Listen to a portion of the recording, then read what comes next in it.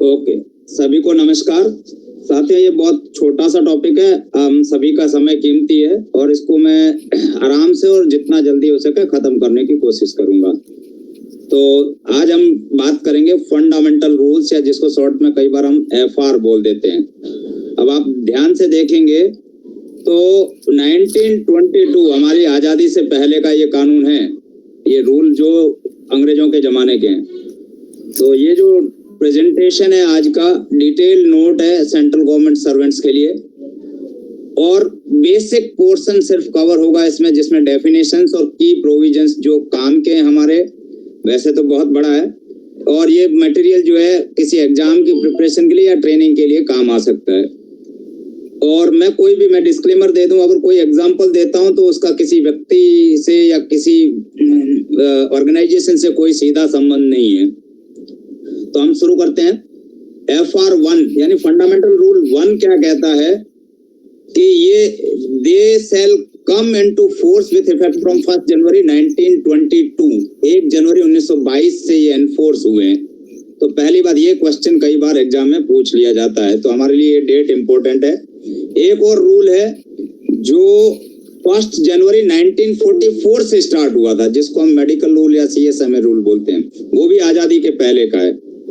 तो जो भी है हमारा सौभाग्य या दुर्भाग्य जो भी माने, अंग्रेजों के जमाने का अभी तक हम इसको फॉलो कर रहे हैं। ठीक है, next please, next slide.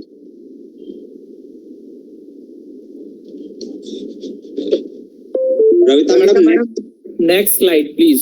Ravita ma'am, next slide please. Okay, thank you.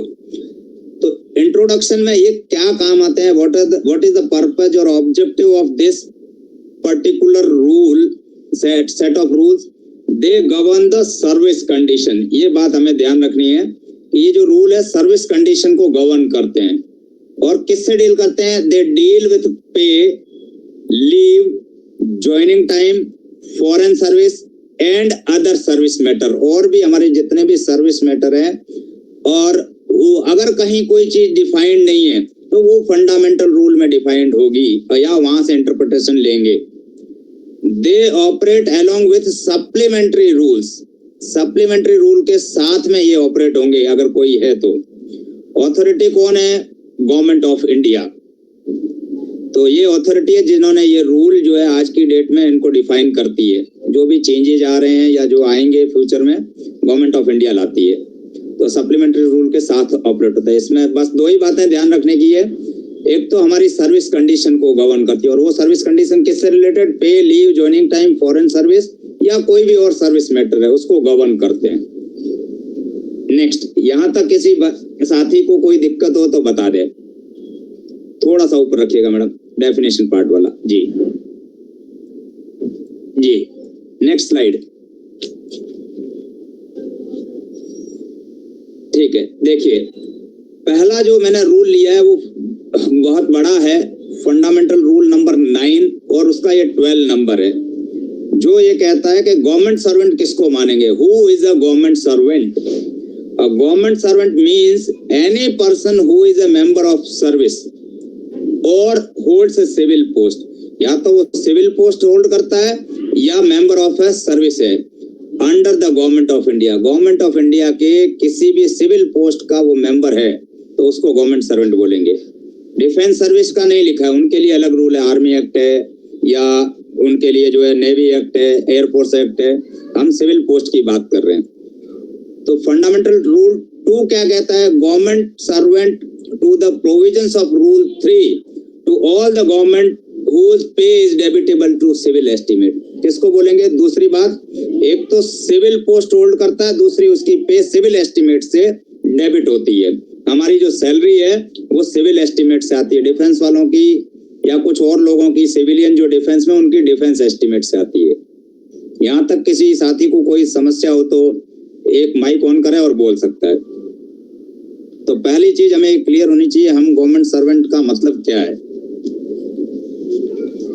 Fundamental rule number 7 ये कहता है No power may be exercised or delegated under these rules except after consultation with Ministry of Finance. आपके पास कोई power है, वो आपको तब तक एक्सरसाइज नहीं करनी है जब तक या तो आपको डेलीगेट नहीं की हुई है, और अगर डेलीगेट नहीं है तो कंसल्टेशन के बिना फाइनेंस मिनिस्ट्री के नहीं करनी है। ठीक है। और अगर कोई रूल का इंटरप्रिटेशन का इश्यू आता है, the president of India is empowered to interpret these rules.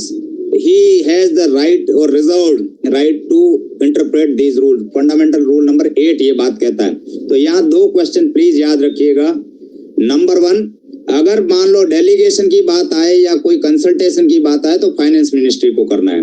Interpretation की बात आए तो the only one and only the president of India, he can interpret. Am I clear सभी को यहाँ तक?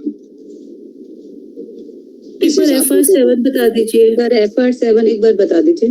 रूल नंबर 7 ये कहता है, FR7 says no power may be exercised. आपको कोई पावर एक्सरसाइज नहीं करनी है या डेलीगेट नहीं करनी है under these rule except after the consultation with ministry of finance. Suppose मान लो, एक लेट अस से एग्जांपल लेता हूँ, एक प्रिंसिपल को 50,000 रुपए जो है खर्च करने की पावर है डायरेक्ट परचेज पे। वो विदाउट ऑथोरिटी, या तो उसको ऑथोरिटी डेलीगेट कर दे पावर, या उसको जो है ऑर्डर मिल जाए कि या आपको पावर दिया जाता है, या तो डेलीगेट हो या उसको एक्सरसाइज करने का राइट मिले, तभी वो कर सकता है। और वो कौन करेगा? Ministry of finance. You can not exercise any right which is not delegated to you. जैसे आप लोगों ने देखा होगा, ऑफिशिएटिंग करने वालों को फाइनेंस पे साइन करने की परमिशन नहीं होती है नॉर्मल केसेस में। अपने स्कूलों में सब लोग ऑफिशिएट करते होंगे, सीनियर लोग, जब तक फाइनेंस का चार्ज नहीं दिया जाए। Am I clear madam? मुझे दिखाई होने का madam? Mangilal sir ji yes sir. Okay, छोटा सा निवेदन है, एक बार सारे रूल पढ़ा के एक बार जैसे समराइज कर दिया करिए शुरू से, तो और भी किसी साथी का कहीं डाउट हो तो कोई दिक्कत ही नहीं होगी। Right, okay sir, thank you sir. Next please. जी अमित कुमार जी। जी सर, ये कह रहे थे कि रेलवे एम्प्लॉय के लिए भी फंडामेंटल रूल फुली एप्लीकेबल है। रेलवे एम्प्लॉय की सैलरी कहाँ से डिराइव होती है? सिविल एस्टीमेट होती है, तो उस पर फंडामेंटल रूल लागू होंगे। ठीक है। FR9, अब इस 9 का 5 नंबर रूल क्या कहता है? FR9 बहुत बड़ा है, जिसमें मैंने कुछ सेलेक्टेड टॉपिक के लिए। फंडामेंटल रूल 9 का 5 कहता है कंपनसेटरी अलाउंस। आप सभी लेते होंगे compensatory allowance. means an allowance granted to meet personal expenditure necessitated by the special circumstances। आपके कुछ स्पेशल सर्कमटेंसेज में कुछ आपको एक्सपेंडिचर इनकर होता है, उसको मीट करने के लिए आपको कंपनसेटरी अलाउंस दिए जाते हैं। इन विच ड्यूटी इज परफॉर्म, जिसमें ड्यूटी आप परफॉर्म कर रहे हो, कुछ स्पेशल सर्कमटेंसेज आ गई है जिसके कारण आप ड्यूटी परफॉर्म कर रहे हो और उसके बदले में आपको कंपनसेटरी अलाउंस मिलते हैं। क्या क्या हो सकता है? फॉर एग्जाम्पल ट्रैवलिंग अलाउंस, आप टूर पे जाते हैं, आपको ट्रैवलिंग अलाउंस मिलता है, but does not include sumptuary allowance nor the granted of free passage by sea or from any place outside India। लेकिन इसमें एक एक्सेप्शन है, सम्पचुअरी अलाउंस जो है, सम्पचुअरी अलाउंस जो है वो आपका इंक्लूड नहीं है। किसको मिलता है ये मिलता है टैक्स फ्री, एक तरह का मॉनेटरी बेनिफिट है जो जजेज को, मिनिस्टर्स को और कैबिनेट सेक्रेटरीज को मिलता है। उनके यहाँ बहुत सारे गेस्ट आते हैं, बहुत सारे जो है काम करने पड़ते हैं, उनको विजिटर्स आते हैं पब्लिक रिलेशन मेंटेन रखने के लिए, तो ये उनके लिए है, हमारे लिए। तो ये क्वेश्चन कभी कभी पूछे विच is not part of compensatory allowance, तो सम्पचुअरी अलाउंस जो है वो पार्ट नहीं है। ठीक है, नेक्स्ट प्लीज। इसमें एक डाउट है जी कि अगर हम ऑफिशियल ड्यूटी पे हैं, जो हमें ट्रैवलिंग अलाउंस मिलता है वो हमारा कंपनसेटरी अलाउंस में इंक्लूड होता है, तो क्या ट्रैवलिंग अलाउंस के साथ जो हमें डीएनएस अलाउंस मिलता है क्या वो भी इंक्लूड होता है इसमें? सारे तरह के एक्सपेंडिचर जो आपकी स्पेशल सर्कमस्टेंसेज को मीट करने के लिए मिलते हैं सब, सर। राइट?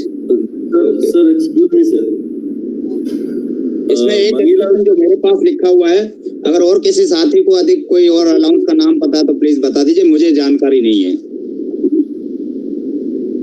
नहीं मंगीलाल सर, मैं इसमें थोड़ा ऐड ऑन करूं?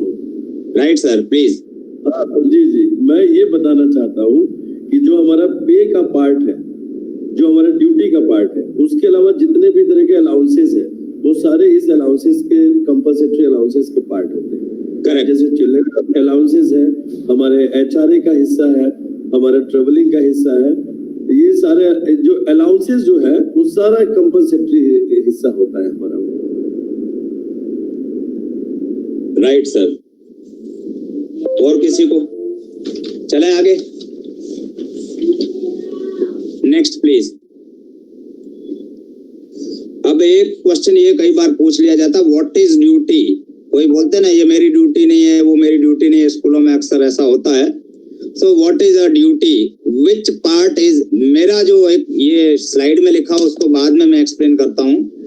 व्हाट माई कंसेप्ट से, if you are paid in any condition, you are getting pay, then that work is comes under duty, right? कुछ ऐसे जगह पे एक्सेप्शंस होंगे जहां पे आपको पे मिल रही है फिर भी ड्यूटी नहीं है, ठीक है? तो अभी हम देखेंगे ड्यूटी का मतलब क्या है। फंडामेंटल रूल 9 का 6 सब रूल क्या कहता है? Duty includes service as a probationer followed by confirmation. हम सब जानते हैं कि हमारा 2 साल का प्रोबेशनर सर्विस होता है, 2 साल के बाद हम कंफर्म होते हैं, until and unless it is not extended. Joining time आपको एक जगह से दूसरी जगह, ये भी मैंने डिफाइन किया नेक्स्ट स्लाइड में। ज्वाइनिंग टाइम भी आपका ड्यूटी है। और during the course of instruction और ट्रेनिंग इन इंडिया, अगर आपने कोई इंडिया में ट्रेनिंग ली है नहीं लिखा तो उस केस को मैंने यहाँ कवर नहीं किया क्योंकि बहुत बड़ी बातें हो जाती है। मैंने मिनिमम से मिनिमम रखने की कोशिश की है। तो ये 3 चीजें मेजरली आपकी ड्यूटी के अंदर काउंट होती है। इसमें कोई साथी को कुछ क्वेश्चन करना हो, नहीं तो मैं आगे चलूं प्लीज। और भी चीजें कंपोनेंट है, मैंने जो मेजर कंपोनेंट है वही लिए हैं। Next please. सभी आदरणीय साथियों से निवेदन है, यदि आपको कुछ पता है, आप कुछ ऐड कर सकते हैं तो प्लीज। दिनेश जी मैंने इसको बिल्कुल बेसिक रखा है क्योंकि ये लगभग मेरे पास जो बेसिक फंडामेंटल रूल है इट इज 56 पेजेज है और इससे भी कहीं बहुत बड़ा रूल है, 700 पेज की बुकलेट है। So it was difficult for me to cover all the aspects. जी सर। ठीक है। फंडामेंटल रूल 9 का 6A क्या कहता है? Fees. What is a fee? Fee means any recurring or non-recurring payment to a government servant from a source other than the consolidated fund of India। आपको अगर भारत की संचित निधि के अलावा कहीं से भी कुछ भी पैसा मिलता है, चाहे वो रेगुलर मिले या इरेगुलर मिले, रिकरिंग हो या नॉन रिकरिंग हो, वो आपकी फीस कहलाएगा। खासकर जो लोग प्रोफेशनल सर्विस प्रोवाइड करते हैं और बदले में फीस चार्ज करते हैं, कविताएं सुनाने के लिए या और कोई प्रोफेशनल सर्विस आप रेंडर करते हो और फीस चार्ज करते हो, वो सब फी है। अगर आपको एक गवर्नमेंट सर्वेंट फी जो भारत की संचित निधि से नहीं आता है पैसा, वो सब फीस है। ठीक है। FR 9 का 7 क्या कहता है? उससे पहले हम एक बार FR 9 का 9 नेक्स्ट पैराग्राफ पढ़ लेते हैं ताकि ये दोनों चीजें सिमिलर है, उसके बाद हम 7 पे आएंगे। ठीक है। Resource person fee sir consolidated fund of India से आती है, दैट इज नॉट फी। ठीक है सर, किसी ने मैसेज किया था तो जवाब शायद मिल गया होगा। ठीक है। FR 9 का 9 जो है ऑनरेरियम। जी रचना मैडम 1 मिनट रुक जाइएगा please.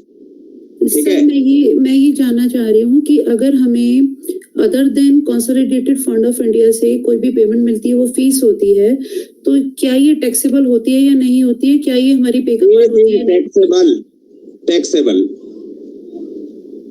That is part of your income. Thank you sir. Okay. Fundamental rule का रूल 9 का 9 honorarium means a recurring or non-recurring payment granted to a government servant from the consolidated fund of India or the consolidated fund of a state or a consolidated fund of UT. अब आगे कह रहा है remuneration for special work of an occasional or intermittent character.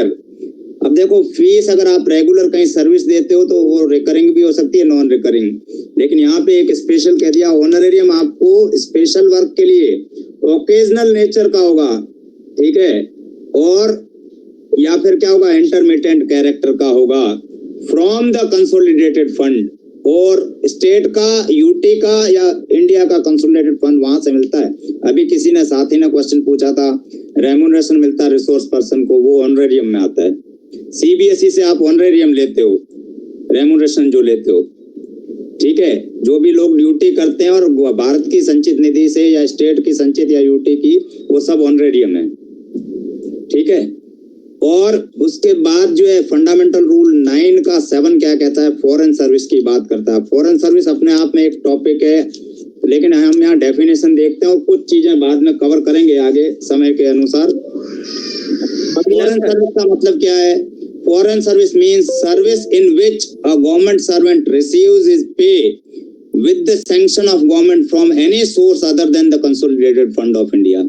अगर कोई भी person government का consolidated fund है उसके अलावा विथ सैंक्शन कोई मनी रिसीव करता है तो वो आपकी फॉरेन सर्विस। अगर आप कहीं दूसरी जगह डेप्यूट होते हो जहां की सैलरी आपकी जो है कंसोलिडेटेड फंड से नहीं आती है तो वो आपकी फॉरेन सर्विस की पे है एक तरह से। चलो आगे, मैं थोड़ा इंटरेक्टिव रखना चाहता हूं ताकि सेशन जैसे कि फॉरेन सर्विस मींस आरबीआई हो गया, इस प्रकार के जो नहीं सर, आपका पैसा भारत की संचित निधि के अलावा कहीं से आता है तो सैलरी की बात कर रहा हूँ। तो सर कौन सी सर्विस शामिल होंगी सर इस फॉरेन सर्विस में? आपको कहीं कॉर्पोरेट में भेज दिया किसी भी कारण से, या फॉरेन में भेज दिया, जहां विदेश मान लो यूएनओ में भेज दिया। फॉरेन सर्विस का मतलब ये नहीं है आउट ऑफ इंडिया, इंडिया में भी हो सकती है। Yes sir, yes sir. ठीक है, नेक्स्ट प्लीज। फंडामेंटल रूल का 9 का रूल नंबर सब रूल नंबर 10 कहता है ज्वाइनिंग टाइम की बात करता है। क्या मतलब है ज्वाइनिंग टाइम का? बहुत बार कंफ्यूजन होता है। Means the time allowed to a government servant in which to join a new post. अगर आपका मान लो अपॉइंटमेंट हुआ है तो आप नई पोस्ट को ज्वाइन करते हैं, आपका प्रमोशन हुआ है तो आप नई पोस्ट को ज्वाइन करते हैं। और टू ट्रैवल टू और from a station to which he is posted. एक स्टेशन से दूसरे स्टेशन पे जब जाते हो आप तो जो ट्रैवल का टाइम होता है आपको अलाउड, वो अलग अलग है, 10 दिन, 12 दिन, 15 दिन, ठीक है ना। तो वो जो टाइम मिलता है ज्वाइन करने के लिए, आपको एक जगह से दूसरी जगह सामान ले जाने के लिए, वो सब ज्वाइनिंग टाइम है। वो अलग अलग है, उसकी अभी हम यहाँ चर्चा नहीं करेंगे क्योंकि फ्लाइट से जाते हो, रेलवे से जाते हो, बस से जाते हो, 200 किलोमीटर बस से गए हो तो वो सब अलग अलग 10, 12, 15 मैक्सिमम 15 दिन से ज्यादा नहीं मिलता है, ठीक है, खासकर ट्रांसफर के केस में। ठीक है, अब यहाँ मेरा एक साथी कोई क्वेश्चन क्लियर कर दे तो बेहतर है। जो लोग डायरेक्ट रिक्रूटमेंट या प्रमोशन में जाते हैं उनको कितना टाइम मिलता है? मेरे पास डेटा था लेकिन मैं भूल गया हूँ, कोई साथी अगर याद हो तो। जैसे हम लोग अभी प्रिंसिपल बन गए, वाइस प्रिंसिपल बन गए, तो कितना ज्वाइनिंग टाइम मिलेगा? फॉरेन एक स्टेशन से दूसरे स्टेशन तक पहुंचने जो दूरी होगी उस डिस्टेंस के अनुसार मिलेगा। डिस्टेंस के सर अगर 1000 घंटा 48 घंटा हो गया, फ्लाइट से जाते हो तो 2 घंटे में पहुंच जाओगे। सर अगर 1000 किलोमीटर तक का दूरी होगी। Sir let me make it clear. Vikas Rai sir, एक मिनट रुकिएगा, मेरा क्वेश्चन फिर से ध्यान से सुन लीजिए, फिर बात करते हैं ज्वाइनिंग टाइम की, ठीक है। मैं ये कह रहा हूँ हम सब डायरेक्ट रिक्रूटमेंट में जा रहे हैं, क्या जर्नी पीरियड के अलावा कोई ज्वाइनिंग टाइम मिलेगा? कोई साथी अगर क्लियर करना चाहे तो। नहीं मिलेगा सर, नहीं मिलेगा sir. Journey actual time of transit मिलेगा sir 30 only you will get travel time. Right sir doubt है। हेलो सर, डाउट है। Hello sir, yes sir. Amit sir sir. Yes sir, CCS joining time rule भी इसी से related है। वो CCS joining time rule सारे defence employ पे नहीं एप्लीकेबल है, रेलवे एम्प्लॉइज पे नहीं एप्लीकेबल है, लेकिन FR 910 जो है ये एप्लीकेबल होगा, तो उसको कैसे सर यहाँ पे देखिए सर, वो सप्लीमेंट्री रूल में आता होगा, है ना। ये सिर्फ ज्वाइनिंग टाइम की बात कर रहा है, किसको बोलते हैं। अगर सप्लीमेंट्री रूल में या रेलवे रूल में डिफाइंड नहीं है मान लो, तो हम यहाँ पे देखेंगे कि ज्वाइनिंग टाइम का मतलब क्या है।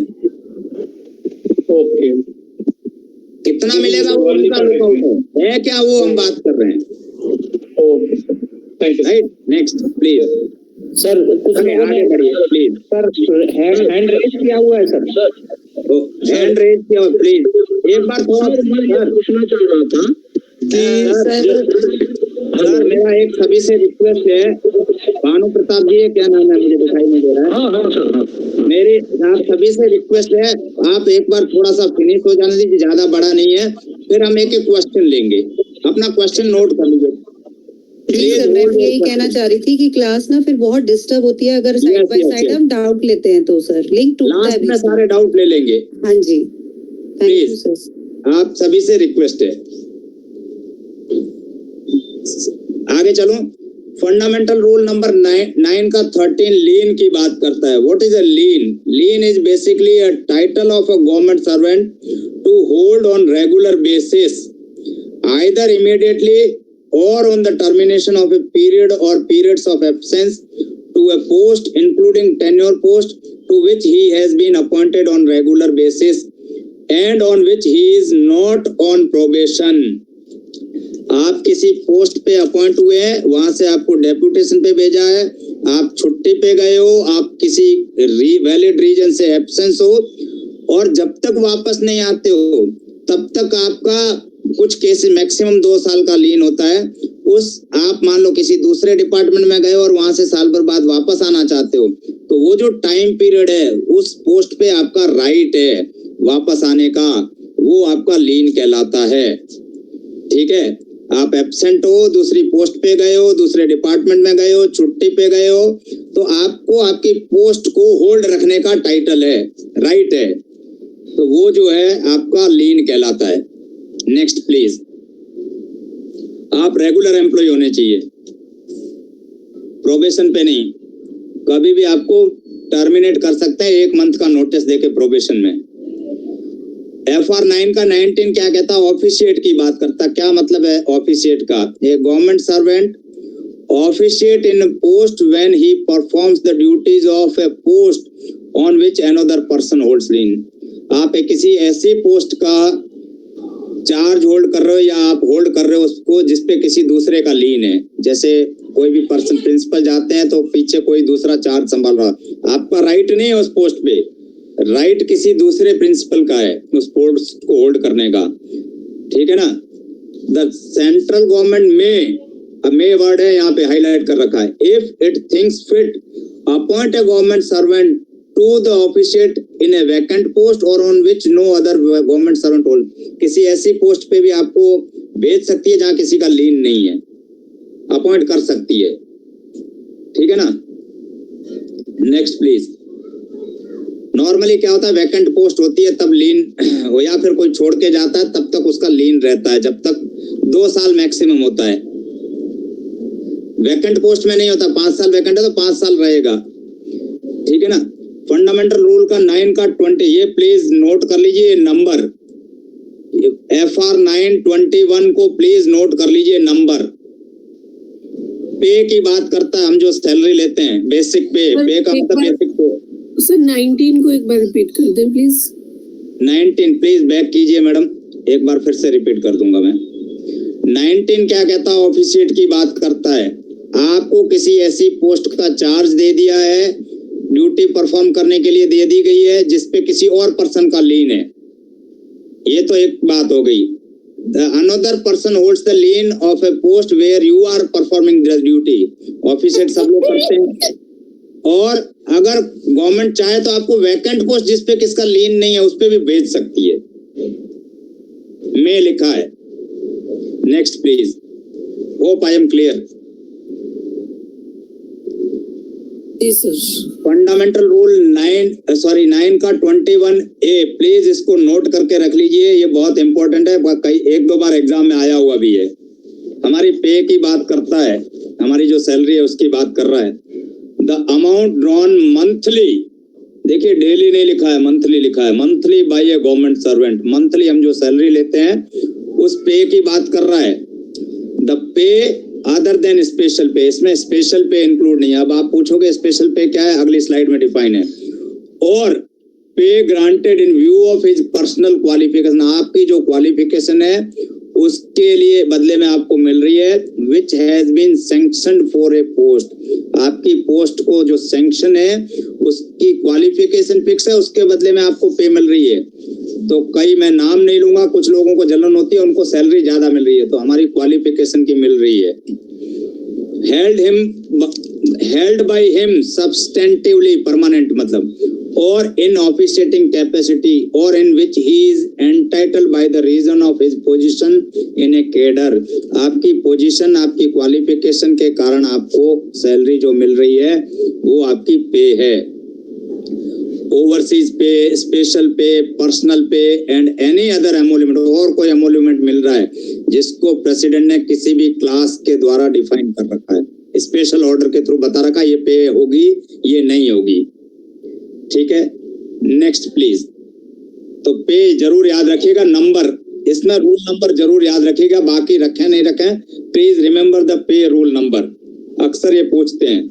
और खासकर जब हमारा प्रमोशन होता है, सीनियर स्केल, सिलेक्शन स्केल लगता है, तब ये काम आता है बहुत। FR 24 प्रेजम्पटिव पे क्या मतलब है? A post when used with reference to any particular government servant, किसी पर्टिकुलर गवर्नमेंट सर्वेंट के बारे में होगी, means the pay to which he would be entitled if he held post substantively and were performing duties।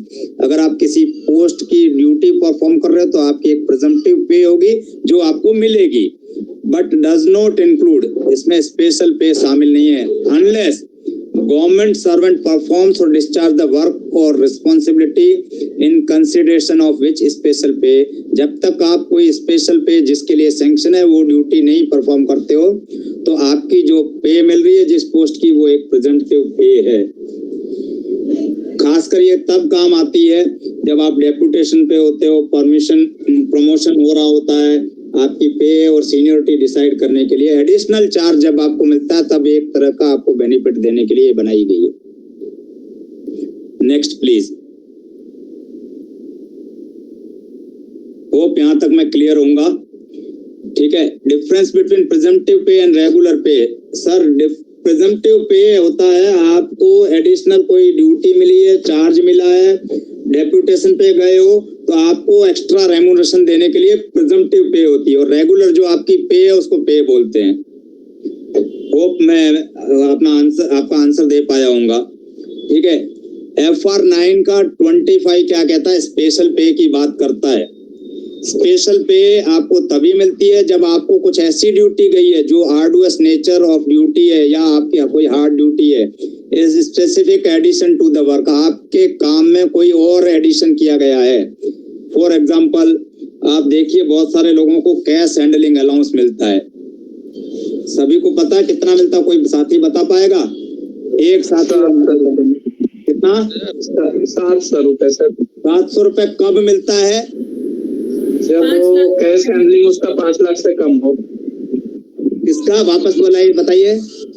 जी जो clerk होते हैं ना अपने, उनको मिलता है 5 लाख से कम का कैश होल्ड करते हैं तो 700 रुपए उनको पर मंथ। 5 लाख से ऊपर होगा तो 5 लाख से ऊपर होगा तो वो 1000 थैंक यू। तो ये एक एग्जांपल मैंने दे दिया है आपको। अगर कोई हैजार्डस एरिया में काम करता है तो उसको डेंजरस उसकी सिचुएशन है तो उसको भी स्पेशल पे मिलती है, ठीक है। हमारे यहाँ पर ठीक है। Yes sir. जैसा कि नॉर्थ ईस्ट में, मैं इसमें थोड़ा सा ऐड करूंगा, नॉर्थ ईस्ट में SC और FDA दोनों मिलते हैं। अभी पहले तो 12.5% था नॉर्थ ईस्ट में अपना SDA, अभी जो है वो शायद 8% हो गया है। 8% 10% ही है, 10% है, 10% है। 10% है सर। हाँ, मैं फ्यूचर में हूँ 10%। 12.5% था सर। और नहीं, फिर अभी 10% है। SCA पहले 1600 मिलता था, अब कितना मिलता है? जो लोग वहां होंगे वो बता पाएंगे। ठीक है सर, रेट हम देख लेंगे, है ना। बाकी साथी अगर किसी को याद है तो बता दे माइक ऑन करके। एग्जैक्टली जो पोस्टेड है वो बता दे प्लीज। मेरे ख्याल से 10% मिलता है जहां तक मुझे डेटा याद है। जो भी है डेटा आप देख लीजिएगा। अभी भी 10% है, और जो सर बता रहे हैं 1600 का, वो शायद सिटी टू सिटी वो निर्भर करता है कहाँ कौन कैसे किस रिमोट एरिया में रह रहा है। ओके, राइट सर, ठीक है सर। मैं एक बार और क्लियर कर देता हूँ स्पेशल पे को। सर प्लीज माइक बंद कर दीजिए, आपका क्वेश्चन है तो हम लास्ट में और ले लेंगे। सर नहीं, क्वेश्चन नहीं, सिर्फ इतना ऐड ऑन करना है कि अब जो है स्पेशल अलाउंस के नाम से जाना जा रहा है। Yes sir, after 1997। लेकिन सर अगर रेगुलर पे की तरह है वो एक तरह से,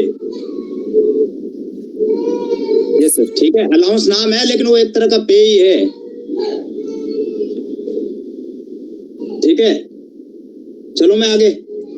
आपको हार्डशिप ड्यूटी पे करने पे मिलता है या इंक्रीज रिस्पॉन्सिबिलिटी पे करने पे या आर्डुअस नेचर ऑफ ड्यूटी है आपकी, तो आपको स्पेशल पे मिलती है, नहीं तो नहीं मिलती है। 3-4 कारण है। ठीक है, एडिशनल वर्क या आपको स्पेशल कोई काम ऐसा हार्ड वर्क मिला तो आपको मिलती है। दूसरे डिपार्टमेंट में भी होगा, खान वगैरह माइंस वगैरह में जो लोग डेंजरस प्लेस पे काम करते हैं शायद उनको भी मिलता होगा, मुझे उसकी जानकारी नहीं है। Please next. सर जैसे डॉक्टर को एनपीए मिलता है ना, तो एनपीए वो काइंड ऑफ ये special. No sir, sorry sir Manoj sir, let me make it clear. हाँ, वो उसको इसलिए मिलता है वो प्राइवेट प्रैक्टिस नहीं करेगा। तो सर वो पे का एक एडिशनल पार्ट है ना, पे का पार्ट है, लेकिन उसको आर्डुअस स्पेशल पे नहीं है उसकी। अच्छा, वो स्पेशल पे नहीं है? नहीं सर, वो उसको नॉन प्रैक्टिसिंग अलाउंस, मतलब वो प्राइवेट प्रैक्टिस नहीं करेगा, इस बात की एक्स्ट्रा सैलरी दी जाती है। Right sir. अच्छा, एक बात थोड़ा सा हमको फिर यहाँ क्लियर कर दीजिए, जो मेरा कंफ्यूजन फिर तो और बना रहेगा। जैसे कि किसी न किसी लेवल पे उसको रखा गया होगा, हाँ, तो ये एचपी एक्सक्लूड करके उसको रखा है क्या, उस जैसे किसी पे लेवल पे? सर उसके अंदर बहुत सारी जगह, कुछ जगह इंक्लूड होता है, कुछ जगह नहीं होता, उस पर चर्चा करेंगे तो बहुत लंबा खींच जाएगा। ठीक है सर, ठीक है। अच्छा ठीक है, इसको पहले पेंशन में इंक्लूड होता है, इतना मुझे पता है। ठीक sir, okay sir, right. Next please. FR 27 का 27 कहता है सब्सिस्टेंट grant means a monthly grant made to a government servant who is not in receipt of pay or leave salary। जिसको पे या लीव सैलरी नहीं मिलती है उसको सब्सिस्टेंट ग्रांट मिलती है। क्या मीन्स, इसका मतलब है FR 9 का 28 क्या कहता है, सब्सिस्टेंट पे की बात कर रहा है। ठीक है, means pay other than special pay, personal pay और emoluments classed as by the president. President ने कोई क्लास या इनके अलावा जो भी है, स्पेशल पे, पर्सनल पे, FR 9 का 21 का A का 3 जो अभी हम पढ़ के आए, to which a government servant is entitled on account of a post which he has been appointed substantive। Permanent post पे जो भी अपॉइंट हुआ है उसको जो पे मिल रही है वो आपकी सब्सटेंटिव पे है, सब्सटेंटिव पोस्ट के लिए आपको मिल रही है। ठीक है, आपके कैडर के कारण। FR 53 क्या कहता है, अब देखिए यहाँ पे एक अक्सर हम लोग कंफ्यूज होते हैं। हमको जो सैलरी मिलती है परमानेंट पोस्ट की वो एक तरह की सब्सटेंटिव पे है, नेचर उसका, और हमको जो है सस्पेंशन के टाइम जो मिलता है वो सब्सिस्टेंट अलाउंस होता है। Am I clear? और जिसको सैलरी भी नहीं मिल रही है, अलाउंस भी नहीं मिल रहा, उसको सब्सिस्टेंट ग्रांट मिलती है। Next please. बता दीजिए प्लीज। बताइए, फिर से बताऊं। देखिए, जिसको सैलरी नहीं मिल रही है, लीव सैलरी या पे दोनों नहीं मिल रहे, उसको ग्रांट मिलती है। जो हमको रेगुलर सैलरी मिलती है हमारी परमानेंट पोस्ट के लिए वो एक तरह की सब्सटेंटिव पे है, जिसमें ये सब इंक्लूड नहीं है, स्पेशल पे, पर्सनल पे, एमोल्यूमेंट, जो वो भी प्रेसिडेंट ने एक्सक्लूड कर रखा है। और FR 53 कहता है जो सब्सिस्टेंट अलाउंस, जब हम सस्पेंड हो जाते हैं किसी कारण से, उससे हमको सैलरी नहीं मिलती है, एक अलाउंस मिलता है जिसको हम सब्सिस्टेंट अलाउंस बोलते हैं। ठीक है, उसके बारे में चर्चा करेंगे तो पूरा एक सस्पेंशन का चैप्टर है, उसको आप इतना याद रखिए, सस्पेंशन के टाइम सैलरी नहीं मिलती है, अलाउंस मिलता है, सब्सिस्टेंट अलाउंस। सर ये ग्रांट का कोई एग्जाम्पल हो सकता है क्या, सब्सिस्टेंट ग्रांट का? आई एम एक्सट्रीमली सॉरी, मैं अभी नहीं दे पाऊँ, मेरे पास नहीं है। Okay sir, thank you. खोजने की कोशिश की थी, ठीक है, प्लीज नेक्स्ट। FR9 का 22 परमानेंट पोस्ट का मीनिंग है, क्या मतलब है? आप परमानेंट हो, इस बात की जो डेफिनेशन क्या है? Means a post carrying definite rate of pay without a limit of time. दोनों चीजों में रेट ऑफ पे डेफिनेट है, टेम्परेरी हो या परमानेंट हो। एक में टाइम लिमिट है, फॉर ए लिमिटेड टाइम है आपकी पे डेफिनेट, तो टेम्परेरी पोस्ट है। और अगर आपकी डेफिनेट रेट ऑफ पे अगर अनलिमिटेड टाइम है, जितनी आपकी सर्विस है तब तक आपको मिलती है, तो वो जो है आपकी परमानेंट पोस्ट है। Without any time limit permanent post, with time limit वो है आपकी टेम्परेरी पोस्ट। लेकिन रेट ऑफ पे डेफिनेट होगी, ठीक है। जैसे जब तक प्रोबेशन में होते हैं हम टेम्परेरी होते हैं, लेकिन पोस्ट कई सारी ऐसी होती है जो कुछ टाइम के लिए जनरेट होती है, बाद में एबोलिश हो जाती है या हटा देते हैं उसको, ठीक है। लेकिन हमारी पे फिक्स होती है, ठीक है। लिमिटेड टाइम के लिए कुछ पोस्ट क्रिएट की जाती है। Next please Ravita madam, next please. FR9 का 32 ट्रैवलिंग अलाउंस की बात करता है। Means an allowance granted to a government servant to cover expenses which he incurs in travelling in the interest of public service. It includes allowances granted for the maintenance of conveyance, horse, tent, जो है इन सबको maintain करने के लिए, या आपको travel करने के टाइम में जो कन्वेंस होता है एक तरह का अपने को मिलता है, वो ट्रैवलिंग अलाउंस है, ठीक है। एक्सपेंसेज आपकी पब्लिक इंटरेस्ट में जो जर्नी की है उस एक्सपेंसेज को कवर करने के लिए हमें ट्रैवलिंग अलाउंस मिलता है। ट्रांसपोर्ट अलाउंस की बात नहीं कर रहा हूं मैं। आप कोई कन्वेंस मेंटेन करते हैं गवर्नमेंट का, तो उसके बदले में भी मिलता है।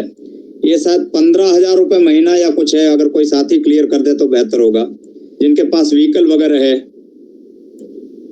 ऑफिसर लोगों को जीप वगैरह मिलती है, रेट उसका मंथली फिक्स है,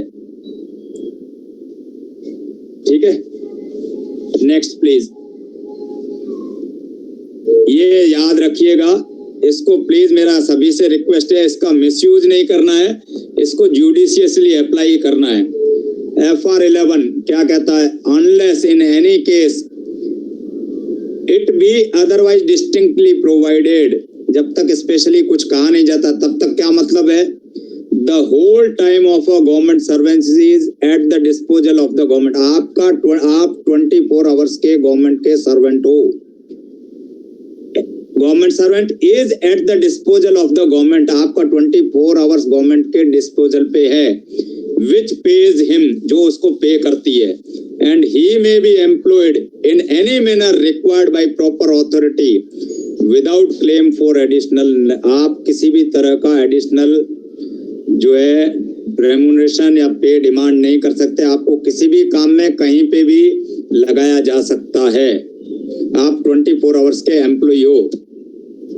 एम आई क्लियर? तो कोई भी ये नहीं कहे मेरी ड्यूटी का टाइम खत्म हो गया है, लेकिन प्लीज इसको पॉजिटिव रूप में, आप कल ऑफिसर बने, कोई भी बने, उसको पॉजिटिव सेंस में लें। ये नॉर्मली जो है, देखिए 1922 में बना था तो अंग्रेजों ने अपने लिए बनाया होगा, ठीक है, लेकिन उसका मिसयूज नहीं करें please.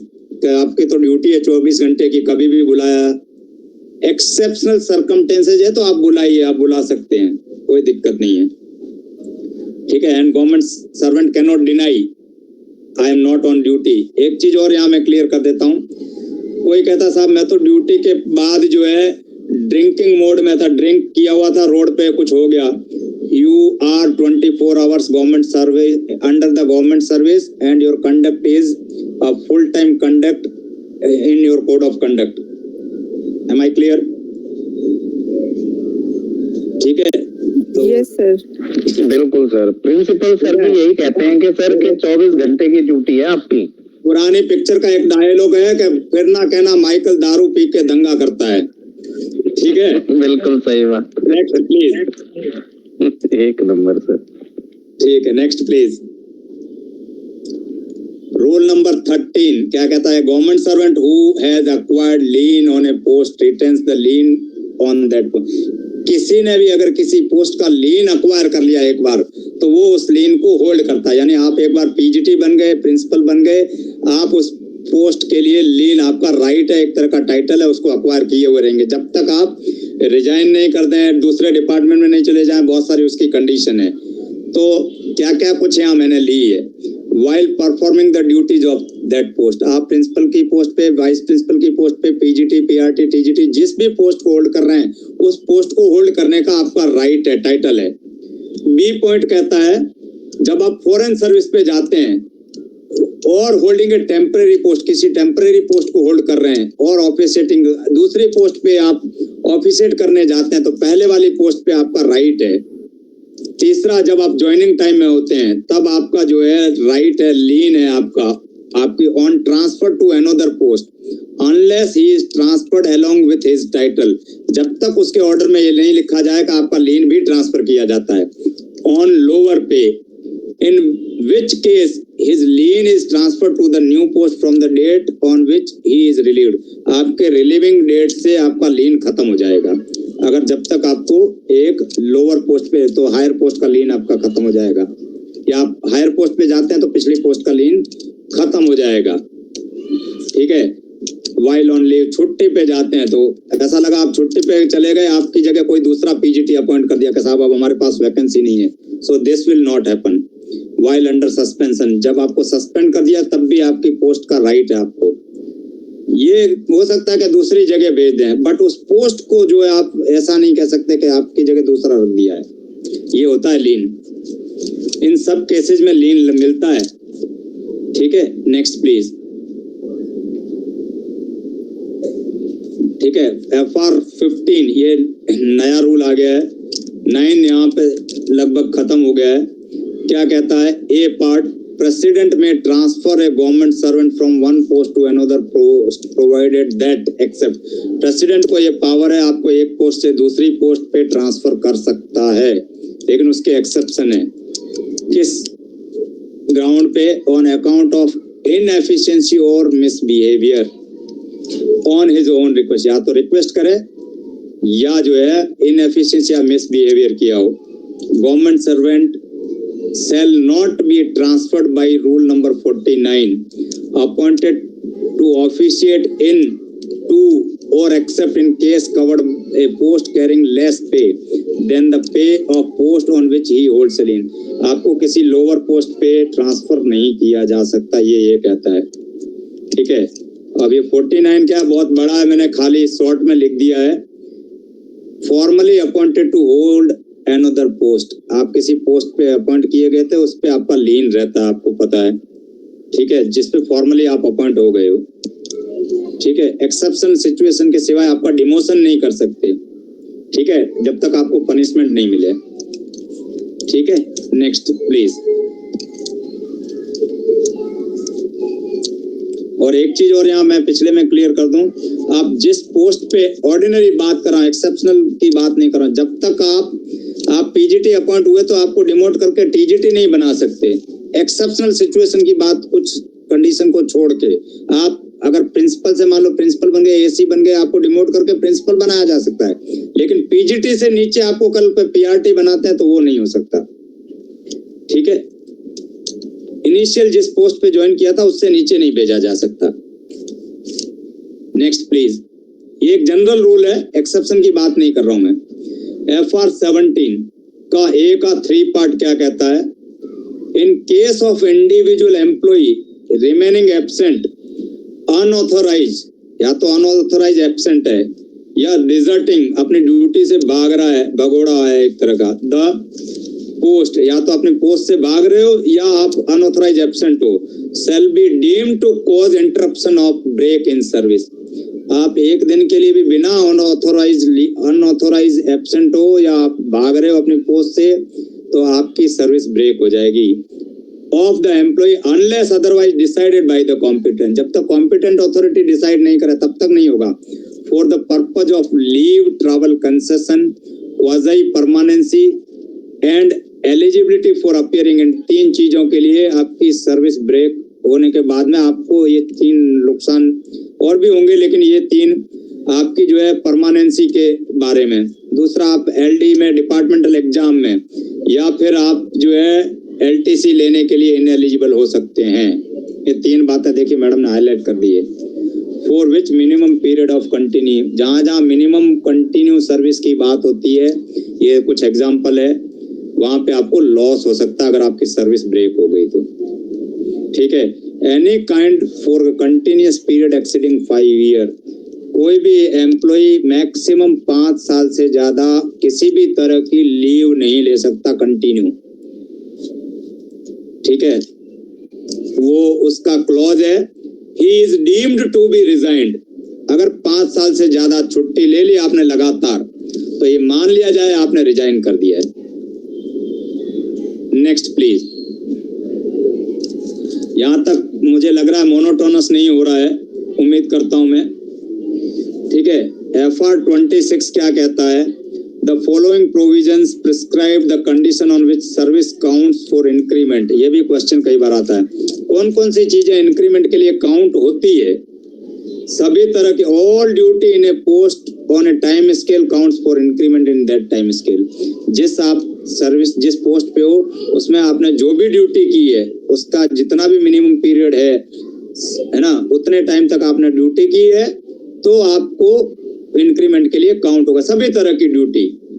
Service in another post, दूसरी पोस्ट पे आपने सर्विस की है, other than the post carrying less पे, उससे कम पे वाली, कोई पीजीटी था और टीजीटी के लिए काम किया तो वो नहीं गिनी जाएगी. Other than the post carrying less पे, कम सैलरी वाली को नहीं गिना जाएगा. Two clause A of rule 15, rule 15 में ये दे रखा है. ठीक है ना, उसको अभी यहाँ डिस्कस नहीं किया.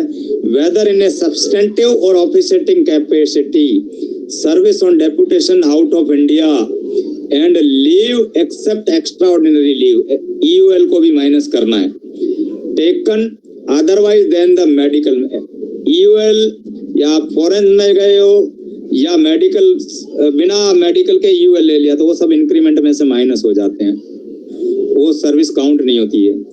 All leave except ordinary, extraordinary leave taken otherwise than on medical. देखिए पॉइंट नंबर 3 में, सॉरी सेकंड में डिफाइन कर दिया गया है, जितनी भी आपने EOL ले ली है बिना मेडिकल के and the period of deputation out of India shall count, आपने डेपुटेशन पे बाहर फॉरेन में भेज दिया तो वो भी लीव काउंट, सॉरी वो भी पीरियड काउंट होता है इंक्रीमेंट के लिए. नीचे दे रखा है ज्वाइनिंग टाइम, थोड़ा सा स्लाइड ऊपर कीजिए मैडम. ठीक है. ज्वाइनिंग टाइम आपका इंक्रीमेंट के लिए काउंट होता है. तो ये सब देखिए, किसी भी पोस्ट पे आपने सर्विस की है, ड्यूटी की है, मेडिकल पे EOL लिया है, आपने फॉरेन में गए हैं जाके सर्विस की है, सब ज्वाइनिंग टाइम लिया है, सब इंक्रीमेंट के लिए काउंट होता है.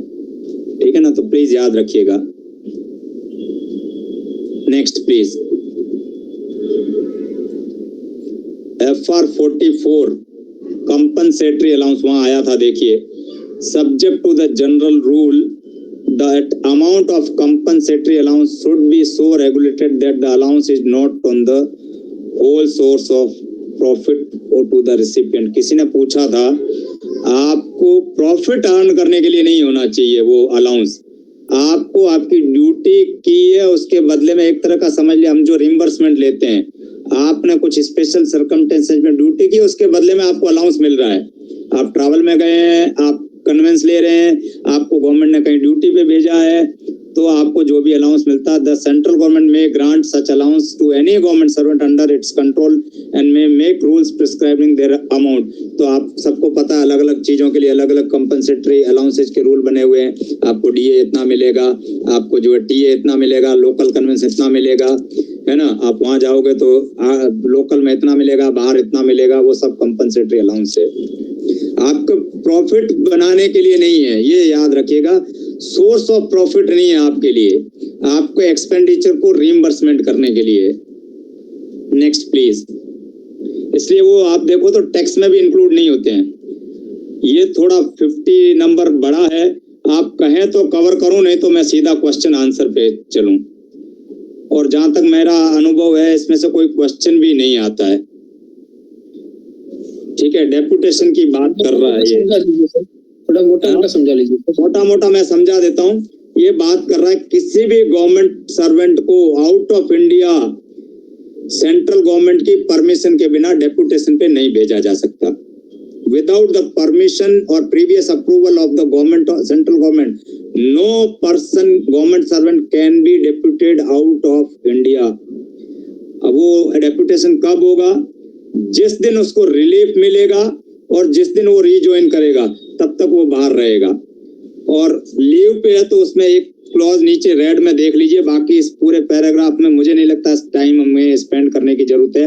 अगर प्रेसिडेंट चाहे तो 1/6 ऑफ पे विच ही वुड हैव ड्रॉन उसको एज ए ऑनरेरियम दे सकता है लीव के दौरान।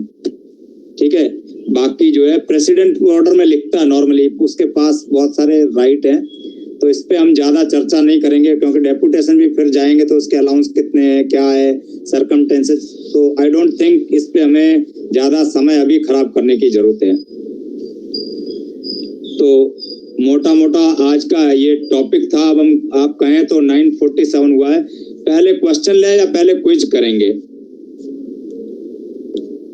सर क्विज कर लेते हैं। क्विज कर लीजिए।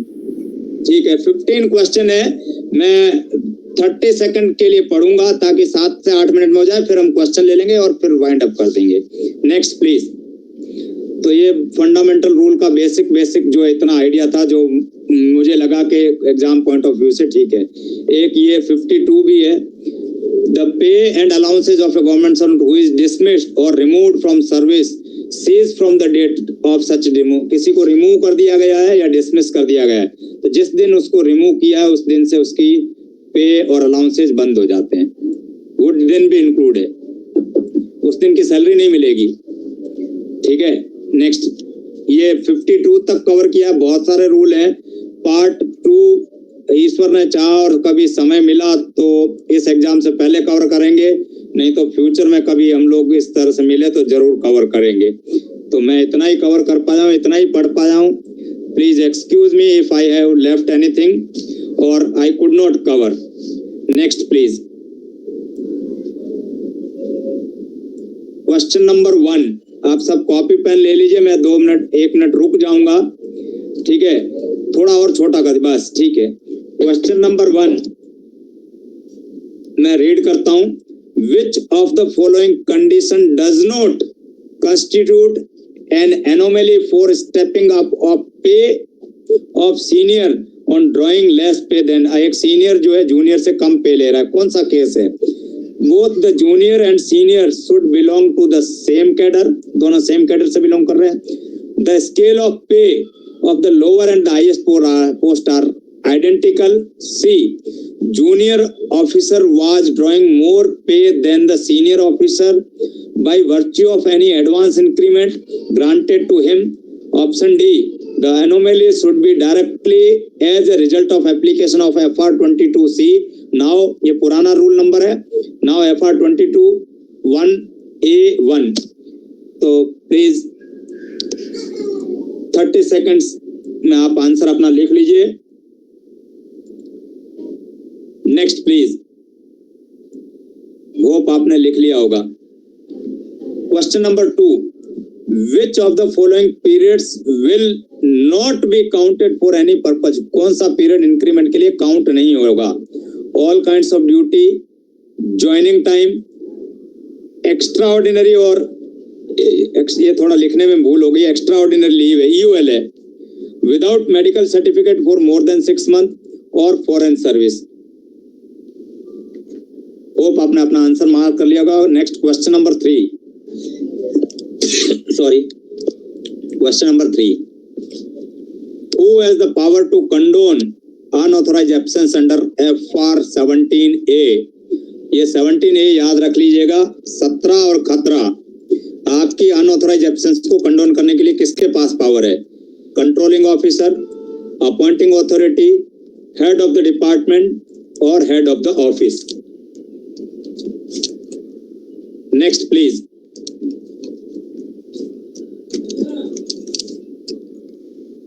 Question number 4. Under which rule the pay fixation is done when a government servant is promoted from one post to another post involving higher responsibility? एक पोस्ट से दूसरी जगह पे जा रहा है तो कौन से रूल में? FR 21A3, FR 22A1, FR 19, FR 20. तो उम्मीद है आपने गैस तो कर लिया होगा, लेकिन आपको जो है ऑप्शन में उलझाने के लिए मैंने 2 ऑप्शन एक जैसे रख दिए हैं, ठीक है? Next please.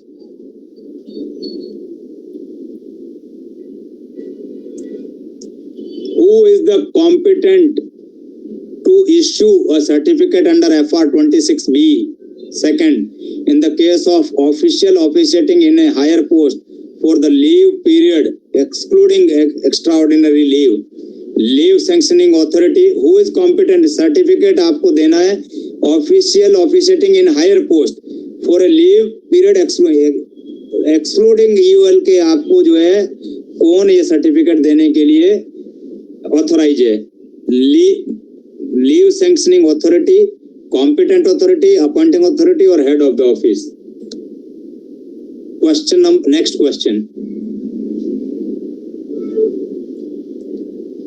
Rule question number 6 FR 11 से रिलेटेड है. Which of the following does not qualify the grant of honorarium? Honorarium कब नहीं मिलता है किसी गवर्नमेंट सर्वेंट को? The work should be special and of an occasional or intermittent nature. A temporary increase in work. The work should be either laborious or such a special merit.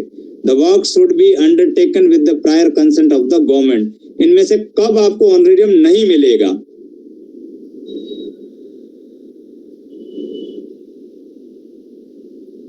Next, please. Question number 7. ये देखिए, ये एक अच्छा question है. A government servant was transferred from station A to B. एक आदमी A से B पे ट्रांसफर कब हुआ? 28/6/2017 को हुआ, फोरनून में. And joining duty in station B. B station पे ड्यूटी ज्वाइन करता है after availing 10 days joining time. 8/7 को उसने क्या किया? ज्वाइन कर लिया दूसरी पोस्ट पे. His increment was due. उसका 1/7/17 को 1 जुलाई को उसका इंक्रीमेंट ड्यू था. When will the benefit of increment be admissible? उसका इंक्रीमेंट कब मिलेगा उसको एक्चुअल में? 1/7/17 को, 1/8/17 को, 17/7/17 को और 8/7/17 को. Next please. FR 8. Identify the case for which powers under FR 27 are not be invoked for grant of premature increment. Premature increment आपका नॉर्मल इंक्रीमेंट है, उससे पहले जो है आपको कुछ काम के लिए इंक्रीमेंट दिया जा सकता है, premature increment.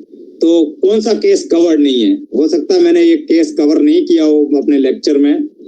As reward for meritorious work in disregard of the advice given by the Ministry of Finance in any individual case for fixation of pay, in disregard of the normal rules governing fixation of the pay except in case of hardship or where the circumstances are unusual, and all of the above or E none of the above. अब मैंने इसमें जानबूझ के 5 option लिए हैं, ठीक है?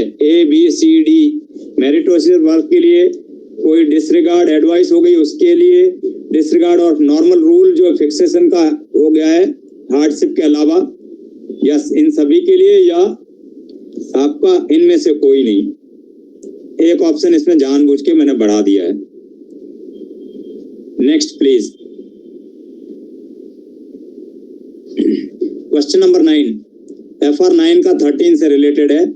Government servant retains lean acquired on A post during. किसी पोस्ट पे लीन एक्वायर किया है, कब तक रिटर्न रहेगा? सस्पेंशन पे रहता है, फॉरेन सर्विस पे रहता है, या पीरियड ऑफ लीव पे रहता है, और ऑल ऑफ द सभी केसेस में रहता है. तो आप ऑल ऑफ द अबव देख के हर बार ये मत कीजिएगा ये तीनों होंगे या चारों होंगे. मैंने जानबूझ के कुछ जगह पे ऑल ऑफ द अबव भी लिखा है। Next please. Question number 10, a lien of a government servant to a post shall not be retained when, कब रिटेन नहीं होगा? He proceeds on immediate absorption outside his cadre, अपने cadre से बाहर कहीं और जाता है और एब्जॉर्ब हो जाता है। On deputation beyond the maximum, एक डेप्यूटेशन पे गया और जितना पीरियड था उससे ज्यादा तक वो रह लिया। ए और बी दोनों या दोनों में से कोई भी एक नहीं।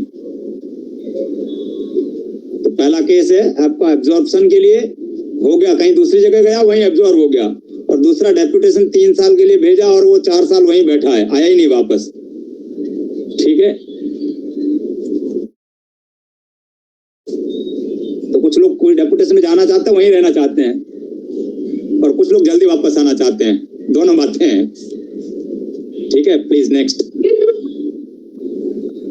हाँ जी, एक बार अभी रुक जाइए, आप वापस वो पेज ले आएंगे, पेज नंबर नोट कर लीजिए, क्वेश्चन नंबर नोट कर लीजिए। हाँ, देख लीजिए अगर आपको क्वेश्चन देखना है तो आप क्वेश्चन नंबर नोट कर लीजिए, कुछ होगा तो हम लास्ट में डिस्कस करेंगे 10 minute. Next please. Question number 10 ये तो हो गया। 11 15 क्वेश्चन है। Which of the periods mention below are treated as duty, निम्न में से ड्यूटी क्या है?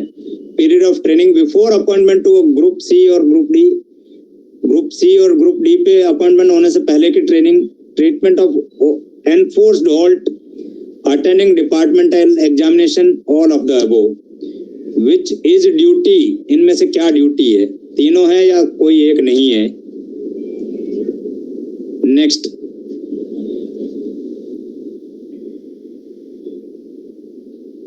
The salary of a government servant who is in foreign service is paid from, foreign service में सैलरी कहां से पेड होती है? A, consolidated fund of India, B, foreign employer देता है with sanction of government, C, state, the consolidated fund of state और the consolidated fund of union of territory. State, UT, central government या foreign employer, कौन देता है salary उसको? Next please. FR 13, question number 13 FR 9 का 28। Substantive pay does not include special pay, personal पे, एमोल्यूमेंट, all of the above. ये एमोल्यूमेंट में और भी आगे का सेंटेंस होगा तो मैंने नहीं लिखा है ना। Next please. Question number 14, indicate the rule under which government servant may be required to subscribe a provident fund। आप जो पीएफ का पैसा कटवाते हैं, एनपीएस हो गया अब, है ना, पहले जीपीएफ था, तो कौन से रूल में दे रखा है आपको? जो में लिखा है, अब यहाँ पे देखिए, कोई कहेगा मुझे तो नहीं कटवाना साहब, तो उसकी कुछ कंसिक्वेंसेज है, उसको अभी हमने डिस्कस नहीं किया। मे वर्ड लिखा है, ठीक है। कौन से रूल में पीएफ कटवाना आपको अभी मैं थोड़ी देर के लिए कह देता हूँ, जरूरी है। ठीक है, ए FR 14 का बी, FR 16, सी FR 14 का ए, या डी FR 11। और आज का last question, under which rule is pay fixation done when a government servant is promoted from one post to another post involving higher responsibility। ये साथ क्वेश्चन रिपीट हो गया है, कोई बात नहीं। एक पोस्ट से हायर पोस्ट पे जाता तो कौन से रूल में पे फिक्सेशन होगा? FR 21 1A1, 22 1A1, ये शायद दोनों ऑप्शन रिपीट हो गए हैं क्या? 22 है, सॉरी, 21 का A1 का A1, 22 का FR 19 का FR 20 का। I think this question is repeated. तो साथियों, मुझे इतना ही कहना था। आप जो है, और इसमें जो है मैंने एक ट्रिक रखी है, आपको आओ कहो तो आंसर अभी डिस्कस करें, या आप कहो तो 10:15 बजने आए हैं, 10 बजे हैं सॉरी, तो आप कहें जैसा करें। आंसर यहाँ डिस्कस करने हैं या आपको एक आंसर दे दूंगा? करेक्ट आंसर बता दीजिए सर। करेक्ट आंसर आपके स्लाइड में लिखा हुआ है, आप आराम से चेक कर सकते हैं। जो क्वेश्चन शुरू होता है उसमें एक लेटर अंडरलाइन कर रखा है, देखिए दिख रहा है आपको इस क्वेश्चन में? पहला अंडरवर्ड में एक लेटर अंडरलाइन है, ये देखिए मैडम ने हाईलाइट किया है, दिख रहा है? सर आपकी ट्रिक मैं समझ गया सर। ठीक है, तो धन्यवाद, समझ गया तो इसका मतलब दूसरा ऑप्शन आएगा इसका मतलब ऑप्शन बी करेक्ट है। जहाँ तीसरा लेटर होगा वो 3 ऑप्शन सी करेक्ट है। मैं सर जब से देख रहा हूँ, मैं कहा ये कुछ अलग चीज है, तो मैं समझ गया, मैं कहा हाँ ये ऑप्शन ही है, आंसर ये है। ठीक है, फिर भी मैं अगर कहो तो फटाफट मैं बोल देता हूँ। फर्स्ट पे सी, सेकंड पे सी, थर्ड पे बी, फोर्थ पे बी, फिफ्थ पे सी, सिक्स्थ पे बी, 7 पे डी फॉर डॉग, 8 पे डी फॉर डॉग, 9 पे डी फॉर डॉग, 10 पे सी, 11 पे डी फॉर दिल्ली, 12 पे बी फॉर बॉम्बे, 13 पे D for Delhi, 14 and 15 B for Bombay. Sir थोड़ा सा डिस्कस करके अगर आप बता दें तो थोड़ा, क्योंकि क्वेश्चन काफी डिफिकल्ट है सर। क्वेश्चन नंबर 1 पे ले चलिए, अगली स्लाइड एक बार ले आइए, जिसमें लास्ट स्लाइड मैडम प्लीज, उसमें मैंने एक्सप्लेनेशन दे रखा है, जहां जिस क्वेश्चन में जरूरत है वहां की एक्सप्लेनेशन दे रखी है। लास्ट स्लाइड है, देखिए क्वेश्चन नंबर 1 में आपका option right, junior officer was drawing more pay than senior officer by the virtue of advance increment. हो सकता है जूनियर को कोई एडवांस इंक्रीमेंट मिल गया हो जिसके कारण उसकी पे ज्यादा हो। नॉर्मली ऐसा नहीं होता है, लेकिन ये एक तरह का एक्सेप्शन है। अगर उसको एडवांस इंक्रीमेंट 1 मिल गया, 2 मिल गया, हमारे यहाँ तो ऐसी कम है नेचर, लेकिन पुलिस में जहाँ गैलेंट्री अवार्ड वगैरह मिलते हैं, 3 इंक्रीमेंट मिल गए, स्पोर्ट्स पर्सन को मिल जाते हैं, है ना, तो वहाँ पे हो सकता है जूनियर सीनियर से ज्यादा पे ले रहा हो। Advance means premature increment, yes, ठीक है। जैसे गैलेंट्री किसी को अवार्ड वगैरह मिलता है, या अवार्ड के साथ कुछ लोगों को जैसे स्पोर्ट्समैन वगैरह को इंक्रीमेंट भी दे देते हैं, शायद 3 से ज्यादा नहीं दे सकते एक बार में, आई एम नॉट श्योर, 3 जहां तक मुझे नंबर याद है, किसी को पता हो तो बता दीजिए प्लीज। क्वेश्चन नंबर 2 में ऑप्शन सी राइट है। क्या है? EUL जो है, extra ordinary leave without medical for more than 6 month, अगर है तो वो इंक्रीमेंट के लिए काउंट नहीं होती है। फॉरेन एम्प्लॉयर आपको सैलरी देता है, क्वेश्चन नंबर 12 का बी में एक्सप्लेनेशन। बाकी मुझे नहीं लगा था कि किसी क्वेश्चन में डिस्क्रिप्शन की जरूरत है, एक बार क्वेश्चन नंबर 1 पे ले आइए रविता मैडम। सो मेरी तरफ से इतना ही था, एक बार क्वेश्चन डिस्कस करना है तो 1 पे ले आइए। अब साथी अपना एक एक करके माइक ऑन करके क्वेश्चन के साथ इस पे डिस्कस कर सकते हैं। क्वेश्चन नंबर 1 का एक्सप्लेनेशन मैंने दे दिया है, अभी भी पूछना है तो पूछ सकते हैं। जी सर, आपकी आवाज बहुत स्लो आ रही है, मुझे सुनाई नहीं दे रहा है। एक सेकंड सर, कह रहा था एक रिक्वेस्ट थी, ये पीपीटी आप शेयर कर देते प्लीज ग्रुप में। बिल्कुल सर, ऑलरेडी शेयर कर चुका हूँ 15 दिन पहले। क्वेश्चन है आज वो भी कर दूंगा। अच्छा ठीक है, थैंक यू। एक और मुझे वो करना था, एक बार पेंसिल टूल की भी शायद आपने शेयर कर दी थी, वो भी शेयर कर रखी है ग्रुप में सर। हाँ तो सर फिर से कर दूंगा। और कोई क्वेश्चन सर इससे रिलेटेड? PDF की चिंता मत कीजिए, आपको ग्रुप में आ जाएगी तीनों। ठीक है सर जी सर रूल्स कैसे याद होंगे? रूल्स नहीं याद होते हैं मैडम। ममता मैडम, मैं एक बात कह रहा हूँ, रूल नंबर सभी याद नहीं, मुझे भी याद नहीं है। 2 रूल बता देता हूँ जो जरूर याद रखिएगा, जो मुझे मेरा एक्सपीरियंस है, जो भी मेरा कॉन्शियस कहता है। एक पे वाला, पे का रूल नंबर जरूर याद रखिएगा। और दूसरा जो है, आप FR 56 का J जरूर याद रखिएगा। FR 56 में रिटायरमेंट से रिलेटेड बातें हैं, और जहां तक मैं भूला नहीं हूँ तो 56 J में कंपल्सरी रिटायर करते हैं, ठीक है। जबरदस्ती रिटायर जब करना होता तो 56 J में शायद है।